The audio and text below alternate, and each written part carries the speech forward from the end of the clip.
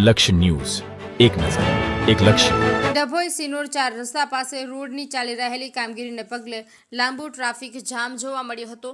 લોકો મોડી સાંજે નોકરીથી ઘરે પરત ફરતા હોય તેવા સમયે એક તરફ વાહનનું ડાયવર્ઝન આપવામાં આવ્યું હોય જેને કારણે સરિતા રેલવે ઓવરબ્રિજથી સિનોર 4 રસ્તા સુધી લાંબુ ટ્રાફિક જામ જોવા મળ્યો હતો. કલાકો સુધી વાહન ચાલકો ટ્રાફિક જામની અંદર અટવાયા હતા. હાલ વરસાદી માહોલ પણ ચાલી રહ્યો છે ત્યારે રોડની કામગીરી યુદ્ધના ધોરણે પૂર્ણ કરવામાં આવે તેવી લોકોની માંગ રહી છે. સ્ટેચ્યુ ઓફ યુનિટી રોડ પર સરિતા ઓવરબ્રિજ સિનોર 4 રસ્તા સુધીના રોડ પર લાંબુ ટ્રાફિક જામ સર્જાયો હતો. માર્ગ અને મકાન વિભાગ દ્વારા સ્ટેચ્યુ ઓફ યુનિટી રોડ પર પેચ વર્કની કામગીરી હાથ ધરવામાં આવી છે.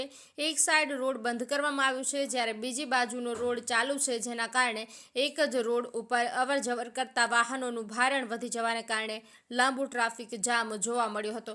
માર્ગ અને મકાન વિભાગ દ્વારા આ રોડ રસ્તાનું કામ યુદ્ધના ધોરણે પૂર્ણ કરવામાં આવે તેવી લોકમાંગ ઉઠવા પામી છે.